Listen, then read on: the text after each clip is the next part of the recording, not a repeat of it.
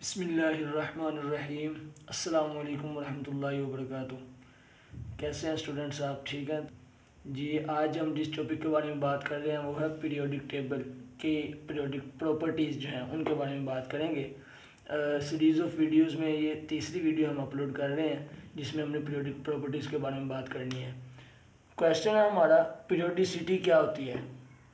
Actually ये लफ्ज़ जो है वो पीरियोडिक, ये एक्चुअली पीरियड से वर्ड ड्राइव हुआ है और पीरियड का मतलब होता है रेगुलर इंटरवल के साथ किसी चीज़ का रिपीट होना, एक स्पेसिफिक टाइम के साथ साथ किसी चीज़ का रिपीट होना। फॉर एग्जांपल 24 घंटे का एक दिन होता है, 24 घंटे कंप्लीट होते हैं, नया दिन स्टार्ट हो जाता है, नई जो घड़ी के ऊपर टाइम है वो स्टार्ट हो जाता है। तो इसको भी हम पीरियोडिसिटी कह सकते हैं। क्यों? क्योंकि एक स्पेसिफिक टाइम है, उसके साथ साथ वो जो दिन है वो उसके घंटे जो हैं वो चेंज होते जा रहे हैं। इसी तरह एक वीक है तो उसके 7 दिन होते हैं, तो ये भी इसी तरह रिपीट होता है, तो इसको हम पीरियोडिसिटी कह सकते हैं। अब हम ये तो हमने एग्जांपल की बात कर ली, अब हम बात करते हैं कि पीरियोडिक टेबल में पीरियोडिक प्रॉपर्टीज़ किस तरह एक दूसरे के साथ चेंज होती हैं, वो रिपीट होती हैं। तो पीरियोडिसिटी, इसकी डेफिनेशन हम प्रॉपर जो करते हैं वो करते हैं, repetition of periodic properties after regular intervals is called periodicity. एक पीरियोडिक टेबल में एक पीरियड है कंप्लीट, वो आपको पहले आपने पढ़ा है।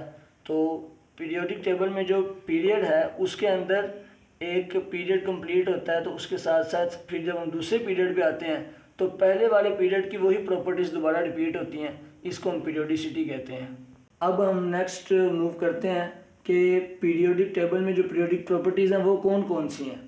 उनमें फर्स्ट ऑफ ऑल हम बात करेंगे एटॉमिक साइज़ के बारे में, और दूसरा हम इसको एटॉमिक रेडियस भी कह सकते हैं। सेकंड नंबर पे शील्डिंग इफेक्ट है, थर्ड नंबर पे आयनाइजेशन एनर्जी है, फोर्थ नंबर पे इलेक्ट्रॉन एफिनिटी है, and last one electronegativity. First of all हम बात करेंगे एटॉमिक साइज़ के बारे में, या हम इसको एटॉमिक रेडियस भी कह सकते हैं। फर्स्ट जो पॉइंट एक्चुअली समझने वाला है वो ये है कि एटॉमिक साइज़ जो एटम है, एटम की शेप वो हमने लिखा है यहाँ पर कि वो हम कंसिडर करते हैं स्फेरिकल होती है, बट एक्चुअली वो स्फेरिकल शेप में नहीं होता। इसको समझने के लिए हम ये कह सकते हैं कि एक बलून लेते हैं, उसको हम फिल करते हैं पानी के साथ और उसको हम ऊपर से टाई कर देते हैं, और दूसरा हमारे पास एक बॉल है। बॉल को अगर हम पकड़ के स्क्वीज़ करते हैं तो वो सुकर जाएगा, स्क्वीज़ हो जाएगा, मगर जब हम उसको छोड़ेंगे तो दोबारा अपनी एक्चुअल शेप में आ जाएगा, असल हालत में आ जाएगा, और वो स्फीयर शेप होती है। अब अगर बलून की बात करें तो बलून को अगर हम फिल करके छोड़ दें तो वो दब जाता है, वेट उसका जो है वो ज़मीन की तरफ दब जाएगा, और उसकी जो स्फेरिकल शेप जिस तरह बॉल की है उस तरह की शेप नहीं रहती। अगर हम उसको उठा के उसको घुमाएंगे, उसको उछालेंगे, तो उसकी शेप हर लम्हे, हर मोमेंट में चेंज होती रहती है। इसी तरह का मामला एटम के साथ होता है कि उसकी शेप बॉल की तरह होती नहीं है, होती बलून की तरह ही है, चेंज होती रहती है, बट उसको हमने कंसिडर किया होता है कि वो बॉल की तरह ही स्फेरिकल है। अगर हम इस तरह कंसिडरेशन ना करें तो हम फर्दर स्टडी नहीं कर सकते, ना एटॉमिक साइज इसका मेजर करेंगे, और फिर बाकी जो प्रॉपर्टीज़ आती हैं वो भी इसी बेस के ऊपर हम डिस्कस करते हैं, तो वो फिर सारी प्रॉपर्टीज़ भी डिस्कस नहीं हो सकती हैं और वो कवर नहीं हो सकती। एटॉमिक रेडियस की डेफिनेशन कर लेते हैं। Half of the distance between the nuclei of two identical bonded atoms is called atomic radius. अब रेडियस हम उस चीज़ का ही मेजर कर सकते हैं जिसके हमें स्पेसिफिक बाउंड्री का पता होगा। तो हम ये बात डिस्कस कर चुके हैं कि एटम जो होता है उसकी हमें स्पेसिफिक बाउंड्री कंसीडर की होती है कि वो एक बॉल की स्फेरिकल शेप की तरह है। तो हम इसको इस तरह मेजर, फॉर एग्जांपल हम बात करते हैं, अगर हम दो बॉल्स लें एक ही तरह की और उनको दरमियान में से हम कट कर देते हैं, तो इसका एक पार्ट और दूसरी बॉल का एक पार्ट, इन दोनों को मिलाएं तो ये बिल्कुल उसी शेप की बॉल बन जाएगी जिस तरह पहले थी, जिस तरह पहले दो बॉल्स को हमने कट किया है। तो यहाँ पर इन दोनों को मिलाने से क्या होगा, हमें इन दोनों के सेंटर से एक स्पेसिफिक डिस्टेंस मिल जाएगा जिसको हम मेजर करके इनका रेडियस फाइंड कर सकते हैं।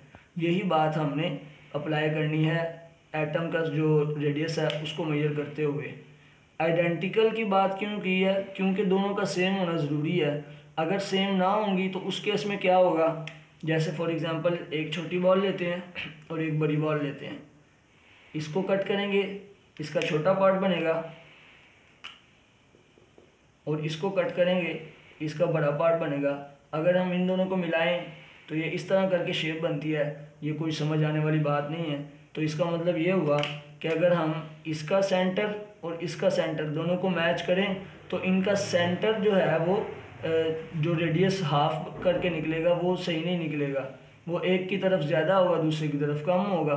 तो इसीलिए एक जैसे बॉल्स का होना या दोनों एटम्स का एक जैसा होना, जिसको हम आइडेंटिकल बॉन्डेड एटम्स कहते हैं, ये बहुत ज़रूरी है।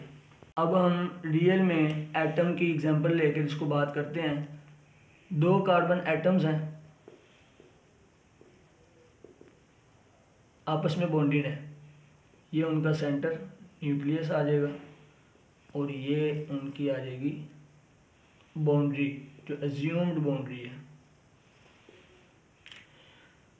जब दोनों कार्बन एटम्स एक दूसरे के करीब आएंगे तो उससे क्या होगा, ये जो इनका आउटर मोस्ट शेल है इसमें इलेक्ट्रॉन्स हैं और ये जो सेंटर है इसमें प्रोटॉन्स हैं। इलेक्ट्रॉन्स के ऊपर चार्ज नेगेटिव है और प्रोटॉन्स के ऊपर चार्ज पॉजिटिव है। इनके अट्रैक्शन और रिपल्जन की वजह से इनके दरमियान एक बॉन्ड क्रिएट हो जाता है। जब बॉन्ड बन जाएगा तो उसके बाद हमें पता चल जाएगा कि बाउंड्री हमने कहाँ से कहाँ तक मेजर करनी है।